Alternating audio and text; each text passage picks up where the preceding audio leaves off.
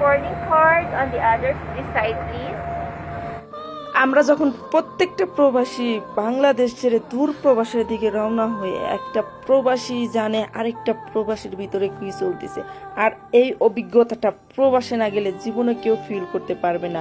আমরা পরিবার বলি, ফ্যামিলি বলি, যাই বলি, কেউ বুঝে না যে আসলে এই দূর প্রবাসে থাকাটা যে কতটা কষ্ট, নিজের মাতৃভূমি ছেড়ে, নিজের প্রিয় মানুষগুলো ছেড়ে, এটা একমাত্র প্রবাসীরাই ফিল করতে পারবে।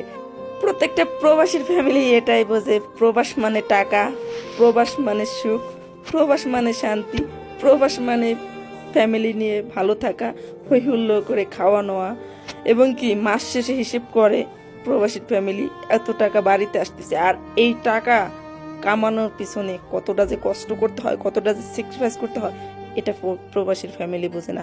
যাই হোক, আমি আজ বাংলাদেশ থেকে সৌদি আরব চলে যাচ্ছি, আর যাওয়ার সময় আমার অনেক কষ্ট হইতেছে। নিজের ছোট ছোট বাচ্চা রেখে 2 মাসের ছুটিতে বাংলাদেশে আসছিলাম। কোথা দিয়ে যে আমার 2 মাস চলে গেছে বলতে পারবো না। 2 বছর অপেক্ষা করে 2 মাসের ছুটিতে বাংলাদেশে আসছিলাম, আর 2টা বছর যে আমি কতটা যন্ত্রণাভাবে কাটাইছি এটা বলতে পারবো না। যাই হোক, অবশেষে চলে যাচ্ছি সৌদি আরব। সবাই আমার জন্য দোয়া করবেন। আর আমার আশেপাশে যে মানুষগুলো দেখছিলাম, কারো ঠোঁটে মুখে কোনো হাসি নেই, সবার ভিতরে একটা চিন্তার বাস রয়েছে। হয়তো কেউ কাজের চিন্তা, হয়তো কে কোথায় কিভাবে যায় পৌঁছাবে, হয়তো যে প্রবাসে থাকছে তার হোক খুব কষ্ট হইতেছে, কারণ সে বুঝতেছে যে আসলে প্রবাসে থাকাটা যে কি কষ্ট। যাই হোক, ইমিগ্রেশন পার হয়ে আসছি, এখন আমি এখানে বসে কিছুক্ষণ ওয়েট করব। যাই হোক, প্রত্যেকটা প্রবাসী নিজেকে প্রাউড ফিল করে, কারণ হয়েছে একটা প্রবাসীর কারণে পুরো একটা ফ্যামিলি ভালো থাকে, সুখে থাকে, নিশ্চিন্তে ঘুমায়, নিশ্চিন্তে খায়, আনন্দ ফুর্তিতে দিন কাটায়। একটা প্রবাসীর যতই কষ্ট হোক, আমি এখানে বসে রয়েছি, কিন্তু আমার বাড়ির জন্য খুব মন কাটতেছে, ছোট বাচ্চাটার জন্য খুব কষ্ট হইতেছে। কারণ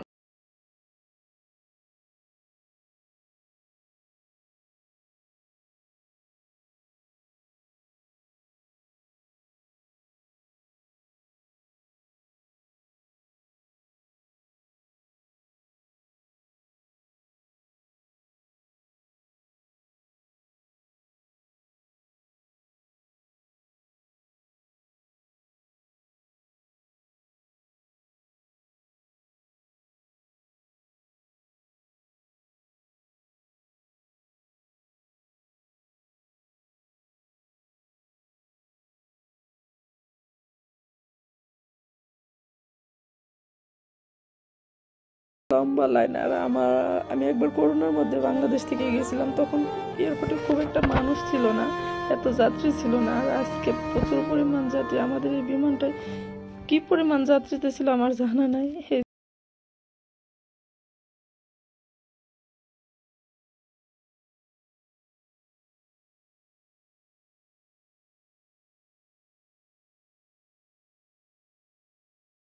যুদ্ধটা হয়েছিল, এরকম যুদ্ধ করে জীবনটা কাটিয়ে দিতে হবে যদি ফ্যামিলিকে সুখ দিতে হয়। এরকম স্বাধীন করতে হবে আমাদের প্রবাস নামক বন্দিখানায় থেকে।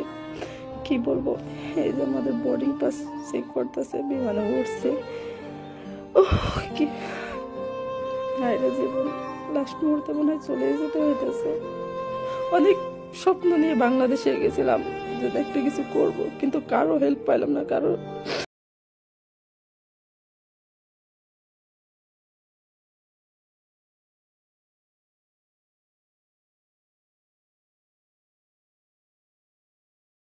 ভালো থাকবেন। আমি কথা বলতে পারতেছি না। Good bye.